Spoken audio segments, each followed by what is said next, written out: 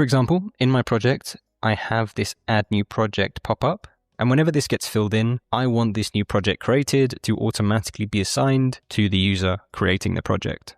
And so if I just go into the workflow that handles the submission of this form, in this workflow, I call an API that adds a record to my projects table. And if I click into this API that I call, here you can see we have this action to insert a row into the projects table. And if I expand this data section, here we have control over all of the values that we use for this new record. And at the bottom here, we can control the value of that user link column.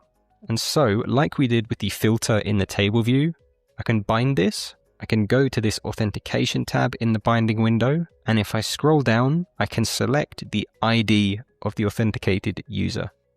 And so now, basically, whenever we call this API from our interface, it's going to insert a row in the projects table, and that record it creates is going to be linked to whatever user is currently signed in and creating the record. And to show you in full, we can test it. So I'll switch back to the interface and put it into preview mode, and then I will fill out the form.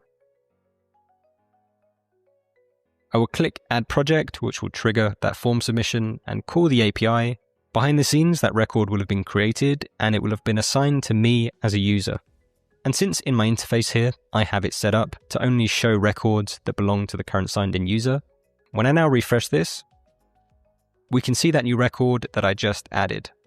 However, remember, the only reason we can see this new record is because it belongs to this account that I'm currently signed in as.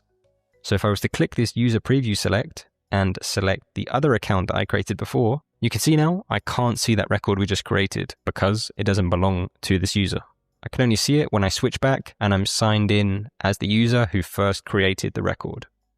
And so that's how we can restrict access to user-specific data. At a high level, we want to link records to users. And then when we show that data in our interface using table views, we want to make sure those table views have filters set up so that the data shown is only the data that belongs to that signed in user.